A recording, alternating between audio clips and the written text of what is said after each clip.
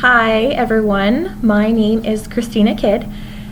I am going to talk to you about option number 2, which is political ambition, women, politics, and the media. The first topic I'd like to discuss is how media is responsible for obstructing women's representation in politics. So in my opinion, the media is responsible for obstructing women's representation in politics by offering female candidates less coverage compared to male candidates, by reporting information about female candidates using a gender stereotypical tone, and by focusing on female candidates' personal appearance rather than their qualifications. Fridkin and Kenny state that female senators receive less coverage and less positive coverage from media compared to their male colleagues. Female senators are also less likely to be quoted in newspapers compared to male senators, and women are less likely to serve as sources of newsworthy stories. The lack of media coverage for female candidates will result in voters' lack of knowledge about their female candidate, as well as lack of name recognition.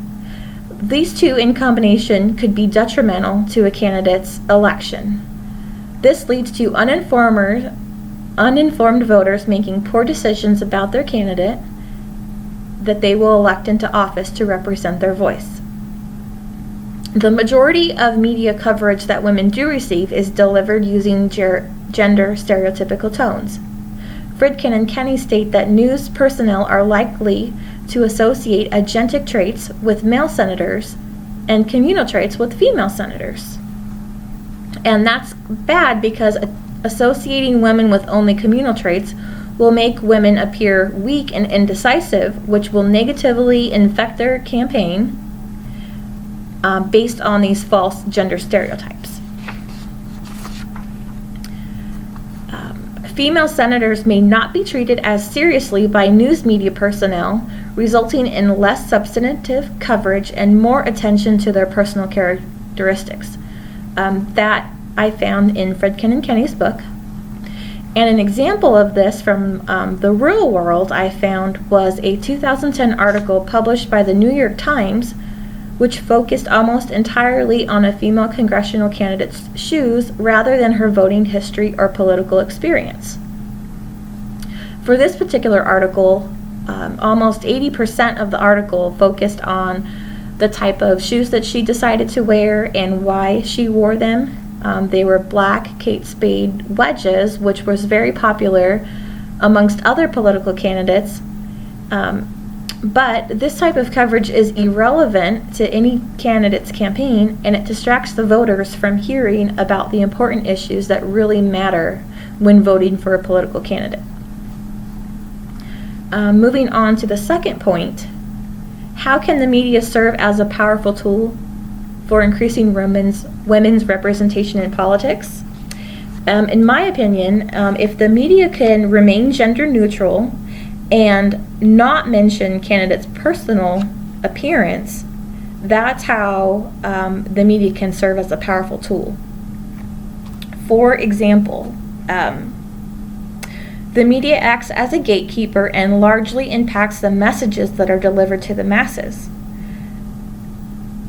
Fridkin and Kenny state that female senators especially prefer to focus on agentic traits. However, the news media favor communal traits such as honesty and trustworthiness. Also, Fridkin and Kenny explain that the local newspaper may reflect a mix, sometimes reflecting preferred messages and sometimes reinforcing gender stereotypes. So even though women put out a certain message, media would like to turn that around to something that benefits them, that will increase their viewers, that will give them better ratings if they say something that will make the headlines. What I found in my research is that many candidates are now turning to social media outlets such as Twitter and Facebook so that the candidate or their staff can be in control of the message that's delivered to the public. An article that was published in Public Relations Review states that Twitter has a number of positive effects on developing freedom, equality, and democracy. So Twitter is regarded as more of a neutral channel compared to other media outlets. Again, and that's because candidates can use Twitter to kind of clear things up. If a news station prints an article that negatively reflects a candidate and says something false, they can just go to Twitter and maybe clarify it for the voters. And the last reason that I think that media could do to help women is that they should focus more on informing the public about a candidate's voting history and whether or not they have the qualifications needed to hold the office that they're running for. The media can play an important role in encouraging other women to get involved with political activities such as voting or running for office. Fritkin and Kenny state that when women are represented by a female senator, they become significantly more involved and more active in politics. I think women can relate to other women, so maybe that's why they vote for this female senator compared to a male senator. Maybe women think that the female senator will be more sympathetic to their issues and a male senator might not. So I think that's why women are more involved when they see that women are running for office. And briefly, I just want to discuss the rules that I have. If I were a campaign manager, what rules would I have? I would have my candidate appear to always be confident, to be gracious, and to never give up.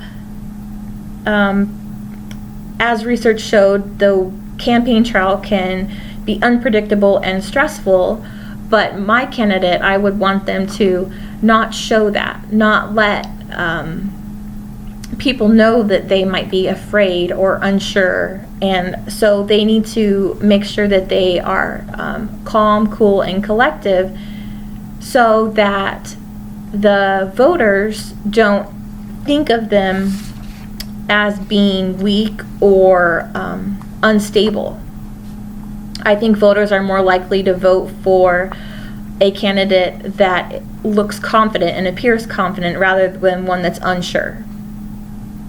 Another one is I would want my candidate to be gracious. I'd want them to show gratitude to people that help them, such as their staff and their supporters. A lot of campaign workers are unpaid volunteers, so they are not getting paid for the stuff that they're doing, and then also taking time away from their family so that they can participate in someone's campaign. So I would make sure that my candidate just always thanked people and showed that they appreciate what other people are doing for them. And then the last rule that I have would be to never give up. As you guys know, there are so many things that are pinned against women for joining politics. A lot of people still think that women should stay home and not go out into the not go out and get a professional career. So I would just encourage my candidate that she should never give up, even though people are going to tell her no and say that they're not going to vote for her, or things might not be going her way in the polls, or she might not get elected this time, but maybe next time she will. Things might change. So I would just encourage her to never give up. Okay, well, thank you for viewing my video, and good luck with your classes.